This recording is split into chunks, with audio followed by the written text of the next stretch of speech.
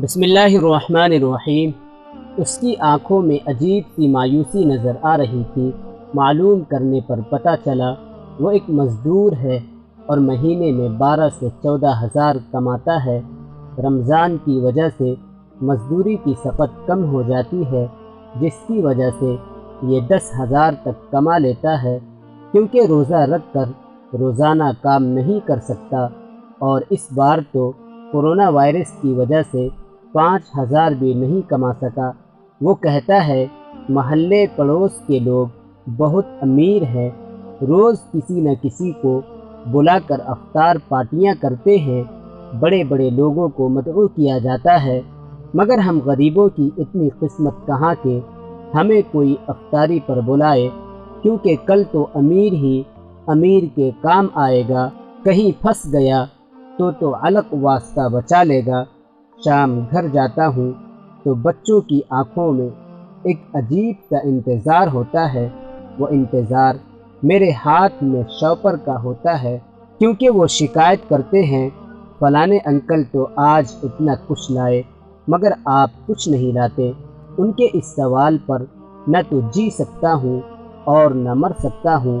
हर दिन अज़ियतनाक और हर रात क़यामत का मंज़र पेश करती है, मगर सिवाय आंसू बहाने और अपनी किस्मत का रोने के कुछ नहीं कर सकता। क्योंकि बच्चों की ख्वाहिश को मलहूज़ खातिर रखकर बच्चों को अफ्तारी की खुशियाँ देने बाज़ार गया तो पता चला अगर अफ्तारी के लिए कुछ ले गया तो ईद पर बच्चों के कपड़े लेने भी मुश्किल हो जाएगी। काफ़ी देर सोचो विचार की आखिर क्या किया जाए, क्योंकि फ्रूट्स की कीमतें आसमानों से बातें कर रही थी। उसी कश्मकश में था, फिर फ्रूट ना लेने का फ़ैसला किया, क्योंकि अगर फ्रूट ले लेता तो ईद पर बच्चों को पुराने कपड़े पहनते देख नहीं सकता था। फिर मायूसी के साथ घर लौट जाता हूँ। कभी कभार खजूर से रोज़ा इफ्तार कर लेते हैं और कभी कभार वो भी मयस्सर नहीं होती। पानी से अफ्तार कर लेता हूँ और रूखी सूखी और सालन में सब्ज़ी कम और पानी ज़्यादा डालकर खा लेता हूँ। हर दिन रात को सोने से पहले यही सोचता हूँ, आखिर मैं गरीब क्यों हुआ? लोगों के पास इतने पैसे कहाँ से आए और वो कहाँ से गाड़ियाँ भर भर के महीने का राशन लाते हैं? इसी सोच को सोचते सोचते कभी तो थकावट की वजह से नींद में चला जाता हूँ और बाज़ औक़ात ये सोचे सोने भी नहीं देती। अगला दिन आता है, वही अज़ियत शुरू हो जाती है, मगर कुछ बदलता नहीं। रमज़ान का महीना जब आधा गुज़र जाता है तो सब बच्चे अपने वालिदैन के साथ ईद की शॉपिंग करने में मसरूफ़ हो जाते हैं। फिर बच्चे स्कूल में जाकर क्लास के सामने अपनी शॉपिंग की कहानियाँ सुनाते हैं और मज़े मज़े से बताते हैं कि हमने फ़लानी चीज़ ले ली है और फ़लानी चीज़ रह गई है, जो फिर किसी दिन जाके ले आएंगे।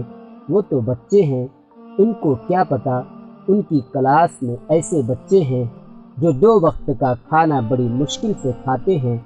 इतनी चीज़ें कहाँ से लाएंगे वो बच्चे? जाकर हम वालिदैन से ज़िद करते हैं कि फ़लाने के बी ने इतनी चीज़ें ली हैं, हमने भी लेनी है। इनको क्या पता कि हम दिन पूरा मजदूरी करके 600 रुपये कमाते हैं और कभी वो भी नहीं। इतनी चीज़ें कहाँ से लेके दें? अफ्तारी के वक्त सोचा था शायद बच्चों को नए कपड़े लेके दूंगा, वो खुश हो जाएंगे और रमज़ान की अफ्तारियों का गम भी भूल जाएंगे, मगर क्या पता था बच्चे भी सिर्फ नए कपड़े पहन के खुश नहीं होंगे, बल्कि उनके दिल में भी अरमानों की एक लिस्ट है। वो भी दूसरे बच्चों की देखा देखी हर चीज़ लेना चाहते हैं, जो मैं कभी पूरा नहीं कर सकता। उससे बच्चों के अंदर एहसास कमतरी भी होना शुरू हो जाती है कि हमें वालिदैन कुछ लेकर नहीं दे सकते।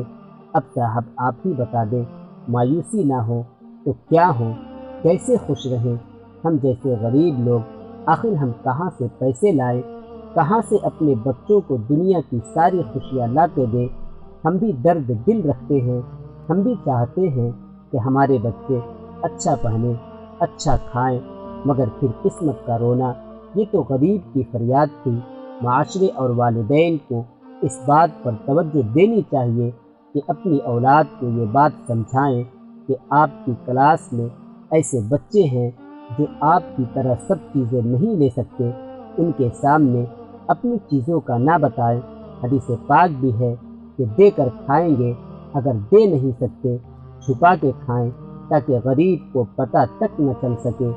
سوچنے اور سمجھنے کی بات یہ ہے کہ ہم لوگ جو کھا پی کر بینک بیلنس اور جائیداد کے چکروں میں لگے رہتے ہیں، ایک لمحے کے لیے بھی سوچتے ہیں کہ ہمارے پڑوس میں کتنے مستحق لوگ ہیں، ہم ان کی کتنی مدد کر سکتے ہیں؟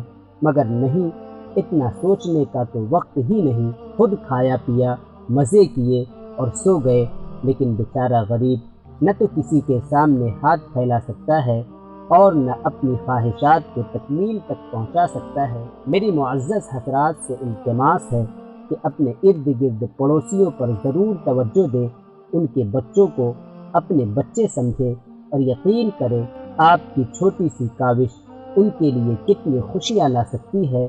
اور غریب جب خوش ہوتا ہے تو دل سے دعا دیتا ہے، جبکہ آپ جن کو افطار پارٹیاں دے رہے ہیں وہ نقص نکال کر چلے جاتے ہیں۔